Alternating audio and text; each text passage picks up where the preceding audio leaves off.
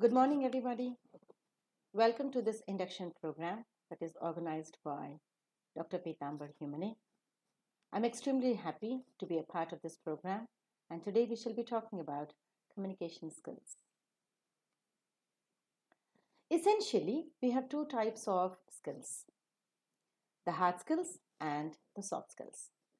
The hard skills are the technical and job related skills. They test the subject knowledge of the student, which normally appear in your resume as the educational qualifications, experience, and the level of expertise.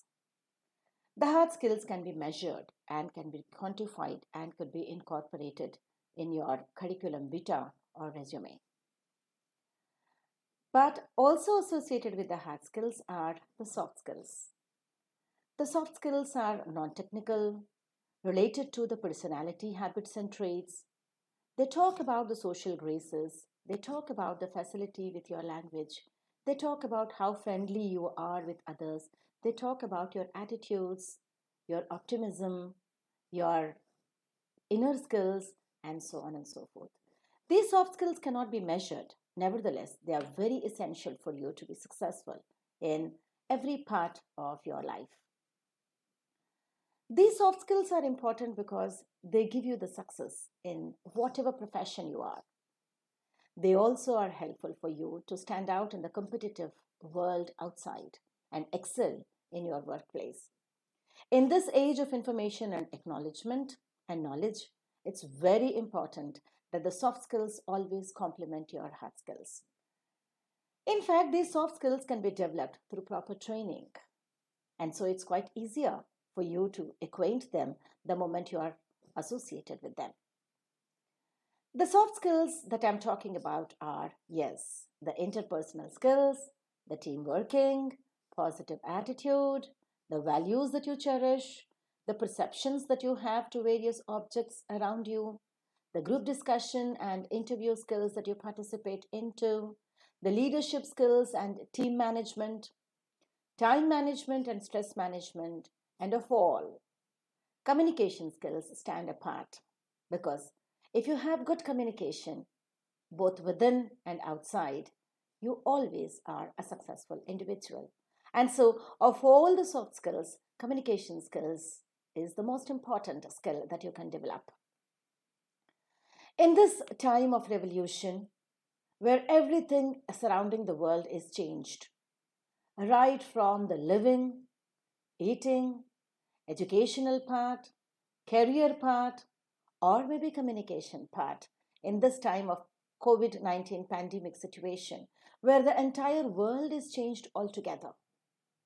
It is the communication skills that help you a lot to get yourself connected to the world. Don't you think this is how we are also connected today?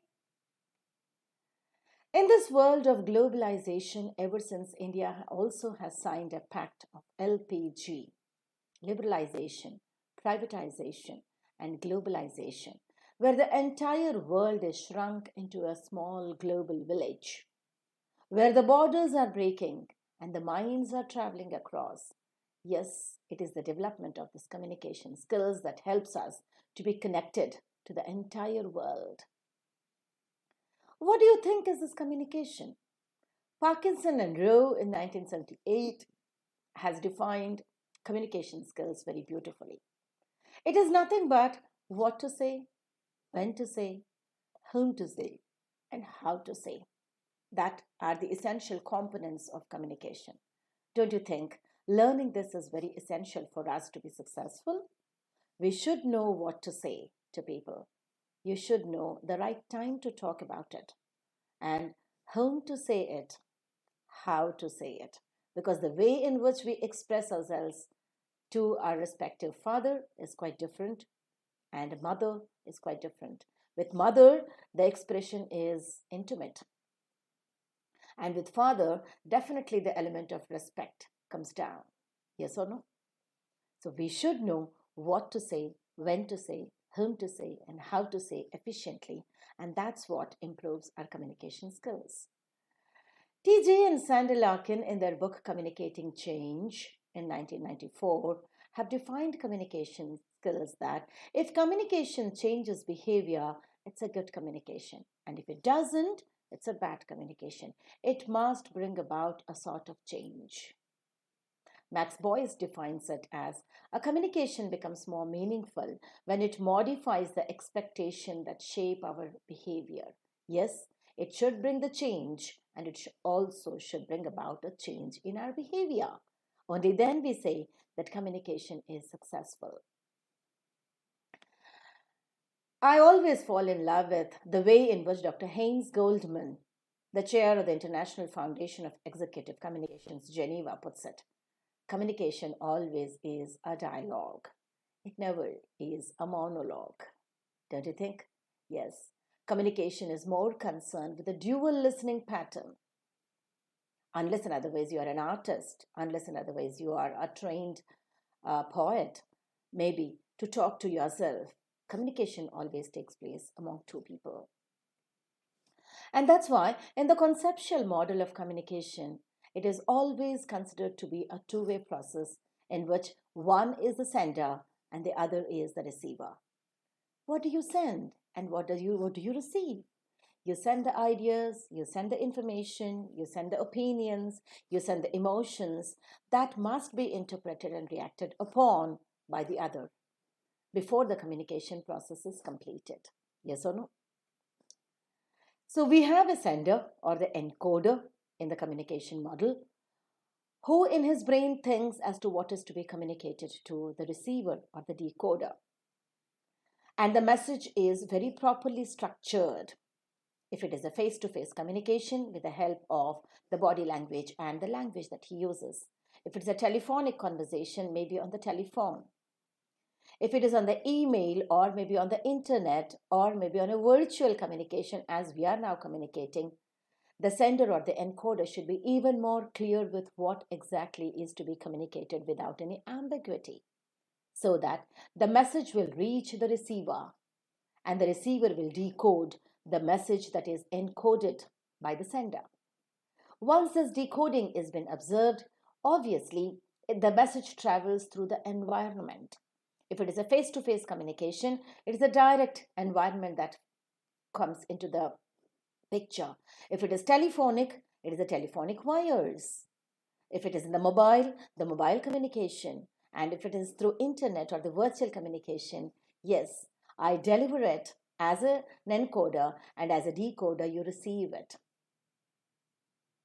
Once this message reaches the receiver or the decoder, then you get a feedback. Now, feedback in the face-to-face communication is direct, where the encoder can see what the decoder feels, what the decoder understands, what the decoder failed to understand. But in a communication like what we are having today, maybe the encoder, I myself, might not look into your face to understand whether the message is communicated to you or no. But definitely I can get back the feedback through maybe the feedback form that you're filling up, or maybe the feedback that you're giving to your teacher, and the teacher might communicate to me. Unless and otherwise the feedback is communicated by the receiver to the encoder, the communication model would not be complete. So it starts with the encoder, goes to the decoder, and again through feedback, it comes back to the encoder to ensure that the communication process is complete. So in this communication process, we have the sender, we have the encoding the message. This message through a proper channel will go to the receiver, and the receiver will decode maybe whatever environmental noises or the distractions that we have in the middle are to be nullified, are to be addressed to, so that whatever the sender wants to send will be received by the receiver. And the feedback, through the feedback that is given by the receiver, the communication process is complete. And so the communication flows that you could see in the organization essentially can be two, internal as well as external. In the internal communication, if we are in a particular organization, especially in the type of organization that we are placed as teachers and students, we are in the educational environment. So in the educational environment, the internal communication could be the communication that goes on among you students who have entered into the college knew. The internal communication also could be among you students, students to the teacher, students to the organizer or maybe the principal of the college, and vice versa. The external communication within the educational system could be maybe to the other stakeholders, like the students talking to maybe the alumni, the parents talking to the teachers and vice versa, or the industry interacting with the educational system. So, in the system or in the organization, both internal or diagonal communication and external communication carry a lot of sense, and this is where we use this communication skills to communicate ourselves effectively without any ambiguity. And so, in the diagonal communication or the internal communication, it could be between anybody to anybody within the organization. If it is a business organization, it could be top management to the employees through the managers or vice versa. If it is an educational institution, it could be the organizers who are running the society to the principal, vice principal, teachers, and the helpers to us in the organization to the students and vice versa. If it is an external communication, you could find that the management to maybe the society or maybe the stakeholders if it is a business organization. And if it is an educational organization, it is a sort of diagonal or maybe the external CRIS-wise communication that takes place between the stakeholders like the parents, like the alumni, like the industry, and maybe the education system from outside to the internal education system that is functioning as an institution. So we have the external with a number of people where the external communication can take place through telephonic conversation, meetings, presentation, conference, press note, business letters, electronic communication, advertisement, or maybe the leaflets and the brochures that has been published. So that communication can be 100% both internal as well as external. We have a different types of communication, and the first type of communication is downward communication. By downward communication, we mean that the communication takes place from top to bottom. Supposing we are placed in the education system or the college where you are taking education, and if the communication takes place right from the top, the principal to the students, through maybe the prospectus that is published, maybe the magazines that is published, or maybe the brochures that are published, then it is a downward communication where the rules are already made by the communication, where the rules are already made by the institution, and these rules are communicated to the students. And this can be with the help of orders or maybe the on-job training, maybe sometimes motivational lectures, giving some instructions, raising the morale of the students, counseling, giving advice, sometimes persuading them, sometimes warning the students, sometimes appreciating the students, which could be through various methods like the bulletin boards, company periodicals, or the brochures or the prospectus, the directives that are given every now and then through the emails or telephonic conversation, many a times face to face as well. The second type of communication is upward communication. It's exactly the opposite of the downward communication. In the upward communication, the communication takes place from the bottom level to the top management. Say, for example, the students wants to say something to the management or the principal. Then the communication could be upward. If the principal or the management is communicating something to the students, it is downward. And if the principal or the class board employee is communicating to the management or the principal or the teachers, then that would be a sort of upward communication. And these upward communications could be for requests, for application, for appeal, for demand, for representation, for complaints, or for suggestion. The flow of communication from the lower levels to the higher level of organization in general, for any reason, is what is called as the upward communication. The third type of communication that could be possible is the horizontal communication. All of you have taken admission into your respective colleges as students. Supposing you want to talk among yourselves, and the college has the science, arts, and commerce streams. And supposing the students from arts, commerce, and science streams want to interact with each other, that would be a sort of horizontal communication.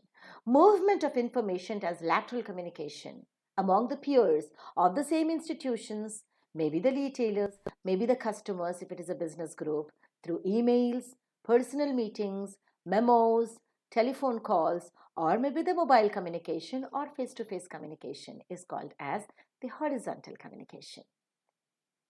These horizontal communication can be for exchange of information, requests, discussion, coordination, conflict resolution, problem solving, advice, or maybe social and emotional support. The fourth type of communication that could be possible in the society is grapevine communication.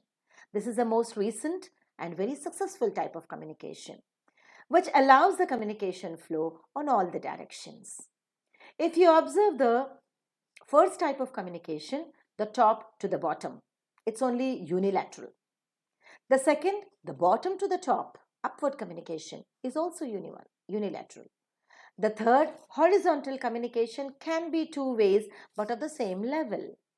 The grapevine communication gives greater flexibility in an organization to have the process of communication possible at all levels, in all directions. So, right from the top till the bottom, or vice versa, any place, any time, anywhere is grapevine communication. It's a very informal mode of sharing experiences, maybe sometimes are associated with rumors and truths as well. What do you mean by this? Supposing your principal meets you in the college canteen and talks very casually to you, inquiring in between as to how the classes are going on, as to how the organization of the college is, as to how the institution is working, and very casually you give away a comment or two upon one of the lectures that is very good and the other lecture which might not be that very interesting, where the students tend to bunk. It's a sort of information or communication that has taken place down to the top, knowingly or unknowingly, in a very informal way, regarding the lectures that are going on and whatever the institution offers to the students, whether they are happy or no. That sort of informal communication that takes place, maybe in the marketplace outside the organization, maybe on the grounds and lawns, maybe on the sports ground, maybe in the library, or maybe in a canteen that goes on, is what is called as the grapevine communication. Nowadays, it is decided and it is proved that the grapevine communication is an authentic way of getting the information, and communication stands 100% successful in the grapevine communication. So, essentially, to have any type of communication, you require communication skills, which could be verbal and non-verbal. Verbal is by using the language, and non-verbal is by not using the language. Something like the body language has been used. And in this presentation, we shall be talking about both verbal as well as non-verbal communication skills. Verbal communication skills, which is by using the language, can be of two types, the oral or written.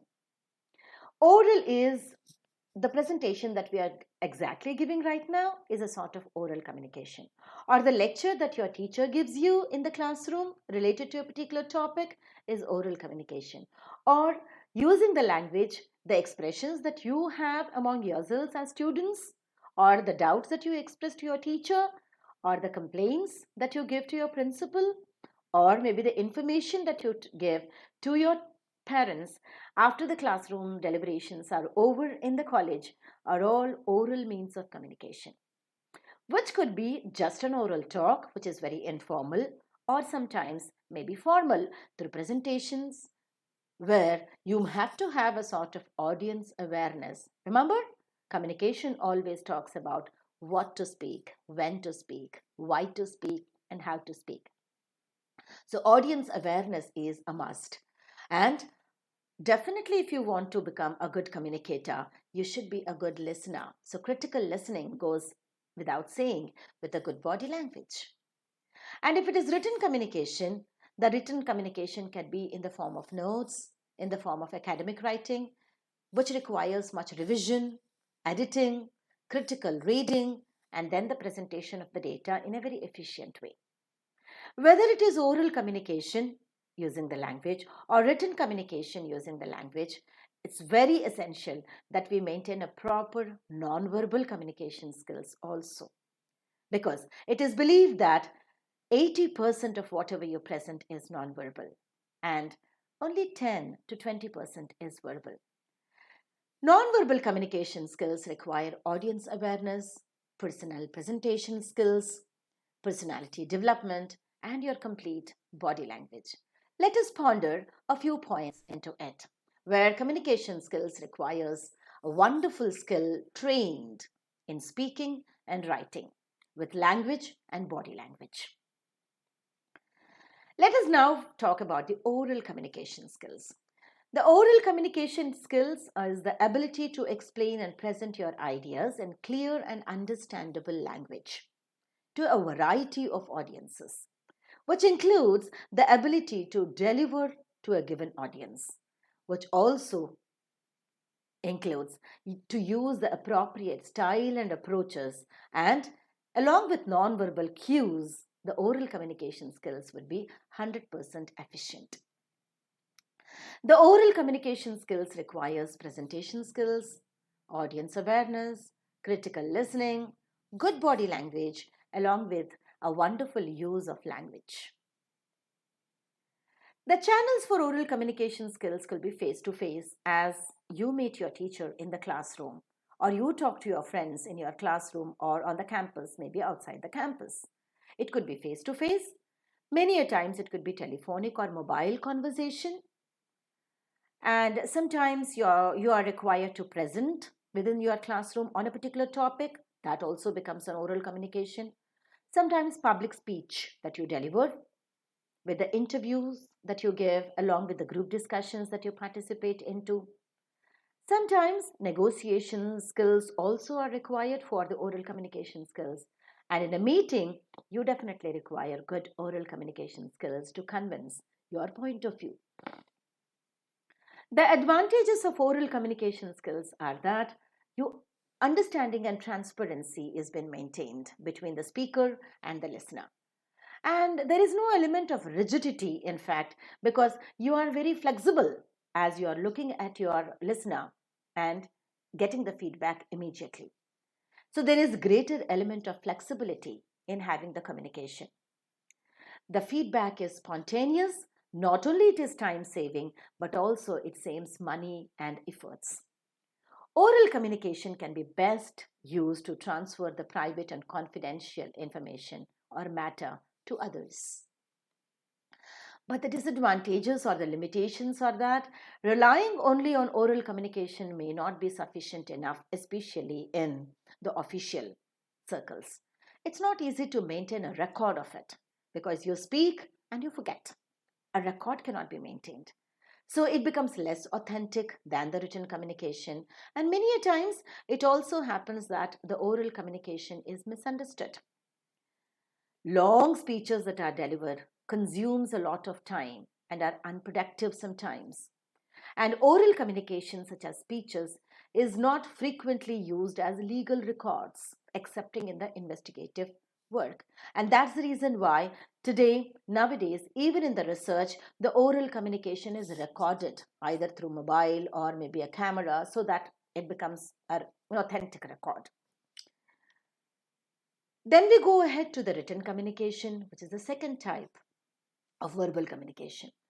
Written communication is the ability to write effectively on a range of contexts and for a variety of different audiences and for different purposes. It requires a command in language, and hence it is very efficiently used in academic circles like we are connected with, offices that you would be connected maybe in the future times, the companies where you would be working after taking your degree, government, semi government, and all private organizations believe in the written communication records. The written communication could be through letters, letter writing, paragraphs and essay writings, note taking and note making, and summarizing. I'm sure all these sub skills of writing are definitely incorporated right since our school level and even today through our UG deliberations as well. The written communication could be in the form of memos, notices, circulars, minutes, and so on and so forth. The advantages of written communication is that it helps in laying down apparent principles, policies, and rules for running an organization or institution very efficiently. It is a permanent means of communication. So, the written documents that your college has in terms of maybe the brochures that it publishes, maybe the prospectus that it publishes, maybe the magazine that it publishes, definitely help as a written record and proof to understand the history of your organization. It's a permanent means of communication and record maintenance. More precise and explicit the written communication is, and for legal defenses, only the written communication provides as the valid records. The oral communication doesn't carry any sense in it. The disadvantages of written communication is that for writing and keeping a proof, much stationery is involved, much manpower is employed, and so it is highly costly affair. The feedback is not immediate. The effective written communication requires great skills and competencies in language and vocabulary use. Poor writing skills and quality have a negative impact on the organization's reputation.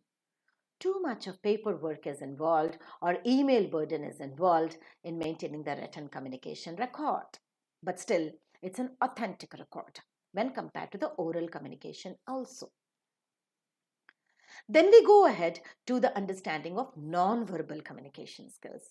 For the verbal communication skills, a good command over the language, pronunciation in terms of letters and sounds, grammatical use, and a proper semantic and pragmatic use of the language is a must. Along with an efficient use of language, maintenance of proper nonverbal communication skills also is a key to success in communicating yourself 100%.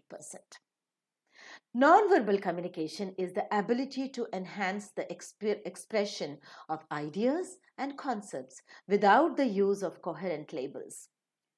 Through the use of body language, gestures, facial expressions, tone of your voice, and also the use of pictures, icons, and symbols if it is a written presentation. Symbolic communication, the exchange of message, changes a prior expectation of all the events in the good communication rapport. The nonverbal communication aspects of oral communication requires the background skills like audience awareness, personal presentation skills, and very good body language. The nonverbal aspects of written communication are a good handwriting is to be maintained. Margins are to be left on the paper. The font size that you maintain should be very effective. The style of expression should be good. The quality of the paper that you are maintaining should be excellent. The color and the letterhead that you are using should help you to maintain good non-verbal aspects of written communication. Many a times, the use of pictures, diagrams, graphs, charts, flowcharts, and maps help you in less time to communicate better. The non-verbal aspects of spoken communication would be maintaining a good body language. The very first body language that you maintain is your appearance itself, followed by the clothing and the accessories that you carry with you. The postures and the gestures definitely help you to communicate efficiently. The facial expressions that you maintain, the eye contact that you maintain with your audience are very essential and important to have the communication effectively. Of all, maintain a huge smile on your face because that definitely wins your audience. Paralinguistic notions like the tone that you maintain, the volume that you maintain, the pitch and pronunciation that you maintain, the stress and intonation that you are maintaining, speed of your speech, and the silences that you take, the pauses that you take, help you to communicate better. The very first type of nonverbal communication, which I consider that actions speak louder than words, is kinesics. Kinesics is the study of your facial expressions, postures, and gestures. Do you know that in Argentina, to raise your fist in the air like this, with the knuckles pointing outwards, expresses victory? But remember, in Lebanon, if you go to Lebanon, raising a closed fist is considered to be very rude. Different countries have different kinesics. Understand the kinesics and follow the same. In India, this is a welcome, but in the West, a hug is a welcome. Understand the kinesics of each country, each society, and be a successful communicator. So you have different kinesics and the body language that you maintain. As you could see in the middle picture, both the speakers are turning their faces against each other, which would mean that communication is a failure over there. This would mean success. This would mean victory. This would mean very good. This would mean wow, bingo. This would mean a high five. So know the kinesics and use the kinesics efficiently along with your speech for a success. The second nonverbal communication skill is oculesics. By oculesics, we mean it is a study of the role of eye contact, which is very effective and efficient in nonverbal communication skills. Did you know? When you are having a public speech, in the first 90 seconds to 4 minutes, you decide that you are interested in somebody or not interested. You are interested to listen to the speaker or no. The speaker understands whether he is connected to the audience or no. Studies reveal that 50% of this first impression comes from the nonverbal communication, which is decided by the eye contact that we maintain. Only 7% comes from the words, what we actually say, but the rest is with the connection that you maintain with your audience through your eye contact. It's very essential to maintain an eye contact, and when you observe these politicians meeting with each other, with the body language that they maintain, with the gestures that they maintain, and the oculesics that they maintain, the eye contact that they maintain, we could say whether they have connected, whether the communication is successful or no. The third nonverbal communication is haptics. Haptics is the study of touching. Do you know that acceptable level of touching vary from one culture to another? In the Indian context, it is always a namaste and not touching. It's only a guru that is expected to touch the head of the students. It is only the elders who are supposed to touch the head of the student in order to give a sort of ashirvad or maybe pat at the back of the youngsters to encourage them or motivate them. In Thailand, touching someone's head may be considered as rude, but in Saudi, haptics is considered to be rude in general. You're not supposed to touch anybody. But in America, shaking hands and patting are very common. So every culture decides what haptics is maintained, and we should know this in order to be a successful communicator. So you could see different types of haptics here on the picture. We should be acquainted with what culture follows, what rules of oculesics and haptics in order to be a successful communicator. Proxemics is the next type of nonverbal communication. By proxemics, we mean the distance that we maintain between the speaker and the listener. The distance that we maintain between people as we tend to interact. Do you know that the amount of personal space when having an informal conversation should vary between 18 inches or 4 feet, while the personal distance could be just varying depending upon the element of intimacy that you maintain? In general, we consider that it is 1.5 feet, that distance that we maintained between the speaker and the listener. And it increases as we increase the level of intimacy or maybe the formality. As the formality increases, it increases to 4 feet, to 6 feet, to 12 feet also. Generally, in a classroom, it is 5 feet to 10 feet distance that the teacher maintains with the student. And if it is a public speech, we could find that even 12 to 15 feet distance has been maintained. We should know what distance is to be maintained, as proxemics decides the note of communication to a maximum level and not being misunderstood. Chronemics is the next nonverbal communication skill that we need to understand. And by chronemics, we mean it is the use of time appropriately. It is the study of use of time in nonverbal communication.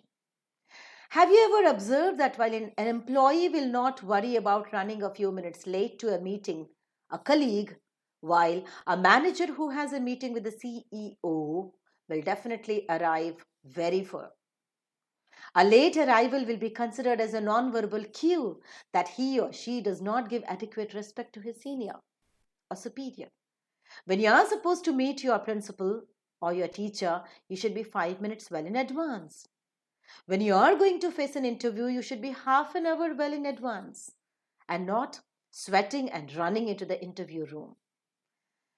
Proper and efficient time management is a very wonderful way of expressing yourself, because it is time that is money. It is time that decides everything. And one thing at a time, rigid approach in time, following strict agenda, focus on your task, completion of the job are very essential to show and emphasize your promptness and your character. So be prompt and have the chronemics maintained, well managed and well thought. Paralinguistics is the next nonverbal communication skills that we need to understand. By paralinguistics, we understand that it is the study of variations of the pitch, speed, volume, and the pauses that we maintain while we are speaking to communicate meaning efficiently. Interestingly, when the speaker is making a presentation and is looking for a response, he would pause. Till he gets the response, he would not succeed or go further. However, when no response is desired, he will talk faster with a minimal pause.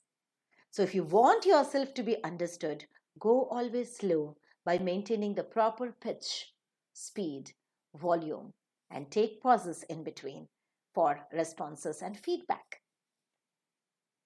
You have to talk a bit slow, not whispering, not shouting, not silencing, but you should know what pitch is to be maintained, what volume is to be maintained, what speed is to be maintained whenever you want to have an efficient communication with your listeners. Physical appearance is another nonverbal communication skills that you have to understand. Remember, even without a single word, if you stand in front of your audience, you either are sold or not.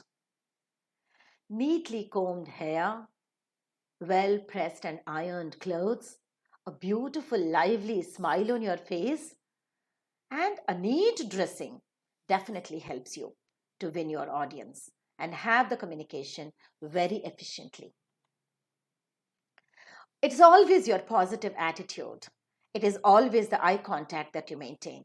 It's always the beautiful dress that you maintain. I understand that in communication, it is language that is important. But believe me, along with language, your non-verbal communication skills, like your physical appearance, also carries a lot of sense. The moment you look at somebody, you feel like listening to. The moment you look at somebody, you don't feel like listening to. Did you ever notice this? It happens. And physical appearance, your positive attitude, your lively smile, and your excellent expression through the verbal communication play very important factors for your efficient communication. Now, there are different modes of communication. The conventional modes are there where you write the mails, where you send through couriers, hand delivery, telegraph, telex, and so on and so forth, which require definitely the use of language alone. The modern communication technology talks about telephone using, cellular phones, SMS, voicemail, fax, email, teleconferencing, both audio as well as video, and the use of websites to communicate yourself. Know your strengths. Know the advantages and disadvantages of using the modern communication technology and be at your best. Always remember, whether it is the old type of communication technology that you are following or the new, these 7 C's definitely help you to become a good communicator. The 7 C's are not 7 C's cod liver oil that you take for your health, but the 7 C's are courtesy, clarity, conciseness, concreteness, correctness, consideration, and completeness that you give to your speech, or maybe your communication, that is going to win you as a good communicator. By courtesy, we mean just start incorporating please, thank you.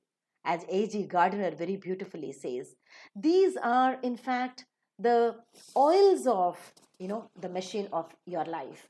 By telling please, you can make anybody work for you. By telling a simple sorry with a genuine smile on your face, you can make anybody convince that you're really sorry. By telling thank you can please anybody. By saying the haptic words like good morning, good evening, thank you, bye, you can make your communication very courteous and very beautiful. Try to incorporate these beautiful words in your speech so that you can be really a good communicator. Whatever you're communicating, give a clarity to it. Use clear words, and with clarity, short and familiar conversational words are to be used. Achieve appropriate readability if it is a written part. Use illustrations and other visual aids if required in your written communication, or make the communication simple with a smile on your face and clearly speak whatever you want to. You cannot be talking with ambiguity. Like you cannot say, they shot the terrorists, the police shot the terrorists, and stop. Because shot is a verb that has 2 meanings into it. One is shooting with the help of a camera, or shooting with the help of a rifle. Now, when you have police and terrorists, what do you mean shooting with? It should be clear that the police shot the terrorists with the guns. Then the entire communication will be clear. So it should be clear. Conciseness. Conciseness is, in business communication, you should be very brief and be able to say whatever you want to say in few words as possible. A good enriched vocabulary definitely helps you to be very concise. And at this juncture, being an English teacher and a soft skill trainer, I would advise you to carry a good English dictionary with you, preferably English to English or English to English and Marathi, if you are very comfortable with in the initial stages, so that you could pick up the right words efficiently. And see that you note down at least 10 new words a day. Keep a book for it, write the word, write the meaning, ponder upon it, and start using these words and start revising these words every now and then.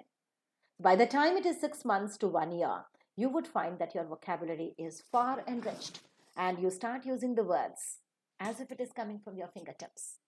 Use the very good connectors in your speech to be very concise, like now, because, so, hence, and so. All these words connect your speech very well.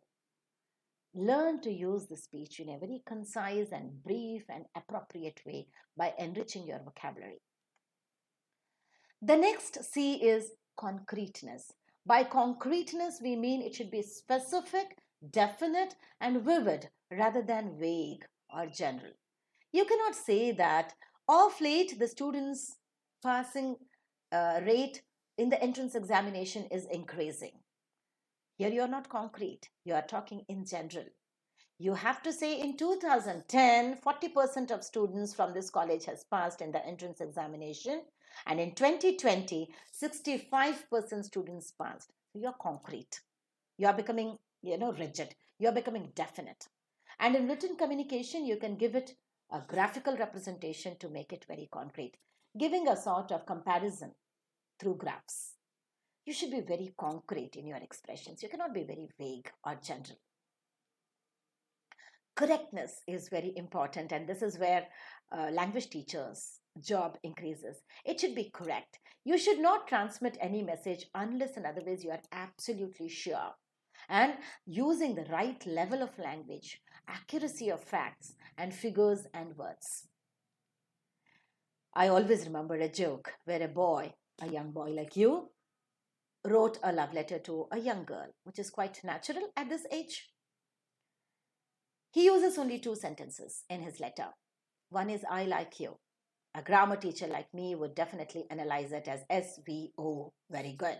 Bingo. The immediately next sentence that he has made is, are you like me?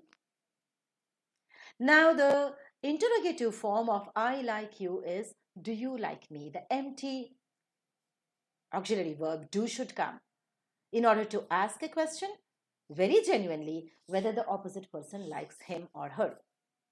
But instead of that, the lover has written, I like you. Are you like me? Now, how can anybody be like anybody at all? And how can a boy be like a girl anyway? The girl got very angry, took out the slipper, slapped him, and went away. So, even to write a small love letter, you require grammatically right sentences. So, pick up really good grammar. Sit in the language classes and pick up really good grammar. Good pronunciation, good vocabulary. That definitely helps you to become a wonderful communicator. The next C is consideration. By consideration, I mean that you should be having a sort of empathy to your listener. Handle the matter from the point of view of you attitude, not I attitude. I want to talk it. Let me be very clear. I am very perfect, and all of you should listen to me. Leave aside this attitude. And in any situation, it is we and us and you first that always wins. So have a sort of consideration, have a sort of empathy, have a sort of sympathy to your listener, and always consider you instead of I or me. Show the reader the benefit of interest that you are showing in your reader. Emphasize positively pleasant facts and apply with great integrity. That would definitely help you. Let us do this. Let us dream of a bright future. Us, we will definitely have a better impact than I, me, and my. And whenever you are communicating, let's see that it is complete. So we shall go tomorrow. Don't stop there. And do what? Complete it. We shall go tomorrow and buy the vegetables and come back and give you a feast. So every expression should be complete. It cannot be incomplete. And a good grammatical knowledge definitely helps you to make correct sentences and complete sentences without any ambiguity. These 7 C's definitely help you a lot in making your communication reach its goals. And the goals obviously would be to persuade others as to whatever you think, to get and give the piece of information that you want to communicate, to change their behavior, to get them into action, and to ensure a proper understanding of whatever you want to communicate. The communication goals would be reached only if you take care of these 7 C's and have a good language with you. We need to improve the communication because 70% of communication efforts are misunderstood, misinterpreted, rejected, distorted, or not heard. Often we listen to people saying, this is not what I meant. You have used the language, you have communicated, and you have to give an explanation telling that this is not what I wanted to say. This is not what I meant. You are totally misunderstanding me. Don't give a chance in your communication to use these expressions. Be more emphatic, clear, and complete, and correct in your expression. The common communication errors that we communicate is finishing others' sentences. Even before this other person completes a sentence, you tend to talk in the middle so that you would not understand the other person and the other person gets offended and would not understand you. So never make that mistake. Let him complete what he wants to say and then you talk slowly. Or preparing our responses before someone has completed speaking, interrupting them and being judgmental, you tend to interact. Don't act in that way. Multitasking while you are listening is another error that you have to avoid. You cannot be doing too many things. You are listening to your speaker and you're also thinking something else. You are thinking about the cricket match that you are planning. You are thinking about the holiday that you are planning. Or you are trying to think about what you want to do after this communication skills workshop is over. Don't do multitasking. Do one thing at a time and be good at it. Similarly, while listening also, while talking. While talking, just concentrate on whatever you have to communicate at your best, using appropriate body language and good language. Don't multitask and confuse yourself and your audience. Filtering content or meaning based on the speaker. You cannot be doing that. And speaking for others. Always speak for yourself, emphatically and good. Avoid these common errors, especially of multitasking and interrupting others, and you'll become a good communicator.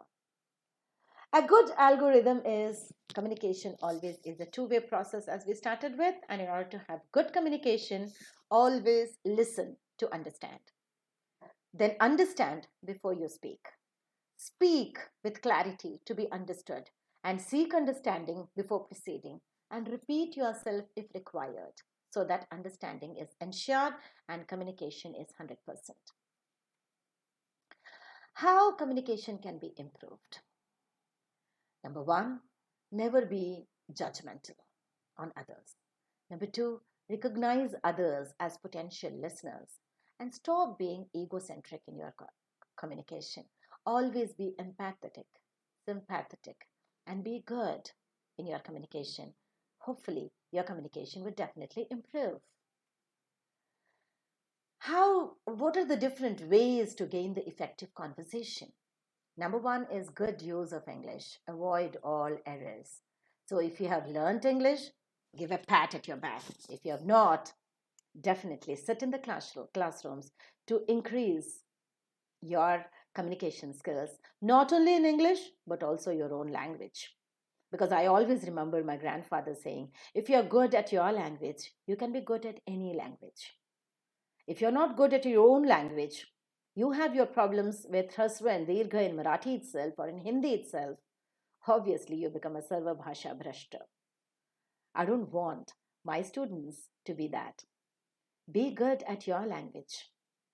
Develop a sort of interest to pick up really good expressions in your language and obviously in English because English is an international language. That is a must in this era to pick up.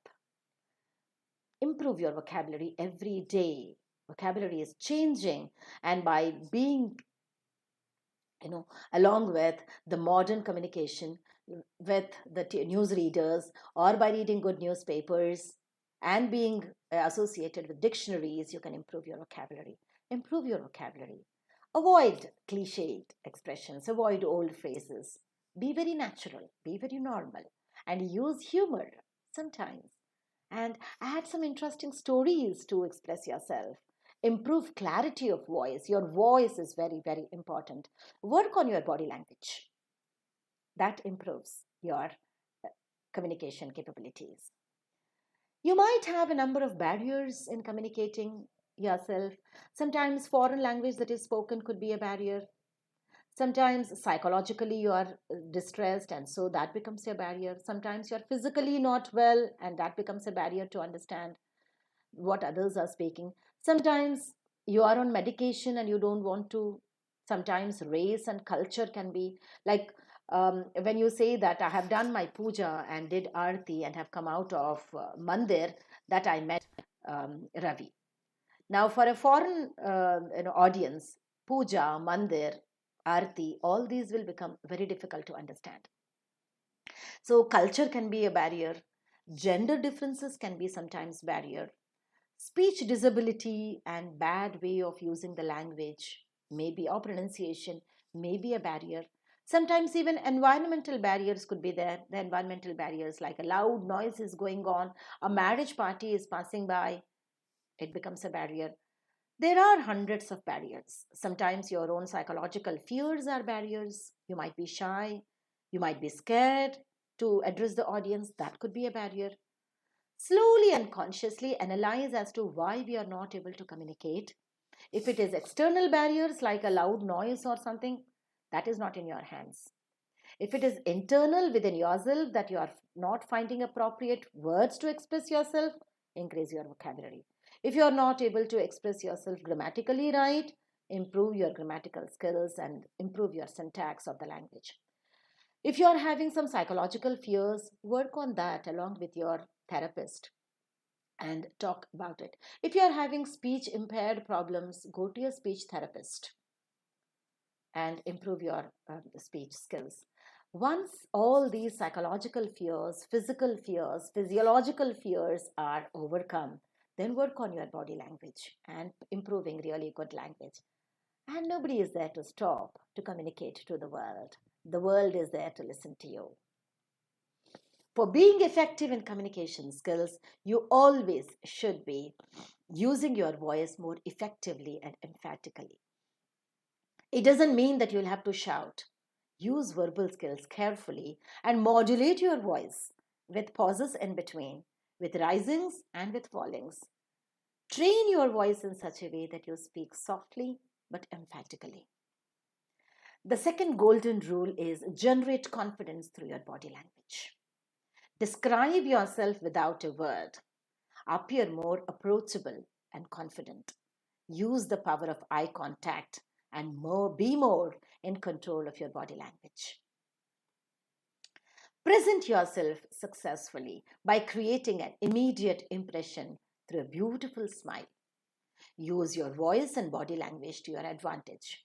Give a short individual presentation with the feedback. The fourth rule is identify your style of communication. Essentially, the communicators have identified four different styles. One is conscientious, the other is dominance, the third is influential, and the fourth is steadiness. Conscientious is you are very prepared, follow the rules and process. Along with steadiness, you become indirect. Sometimes you could be dominant, where you are direct, decisive, and you want people to listen to you. This, along with a proper influential style, can definitely be direct, faster. Sometimes you need to be indirect, sometimes you need to be direct, sometimes you need to be guarded, sometimes you need to be open. Identify the style. Your style will depend upon the place where you are. As we said earlier, communication is what to speak, when to speak, how to speak. All this play a very important role in deciding your style of communication. Identify the environment and pick up the right style for being effective in communication. And the fifth golden rule is learn the power of effective listening. The good listener you are, a wonderful speaker you would be. An empathetic listener you are, a successful speaker you would be. A sympathetic listener you are, a grand success as a communicator you would be. Listen effectively to build a rapport. In this very busy post-modern, post-war times, we have everything. Man has become so busy that he has time for everything excepting to listen. You want hundreds of people out there. Who would want people to listen to their problems? Who would want people to listen to their questions? Who would want people to listen to their heart? It is due to lack of listening to others that people are getting mental and physical breakdowns. The very reason why people are breaking down physically and mentally is that there is no communication at all going on between people. It is all an artificial sort of communication going on. Be true to your heart and listen from your heart so that you can speak from your heart. And when heart and eyes contact with each other for the listener and the speaker, communication is no barrier at all.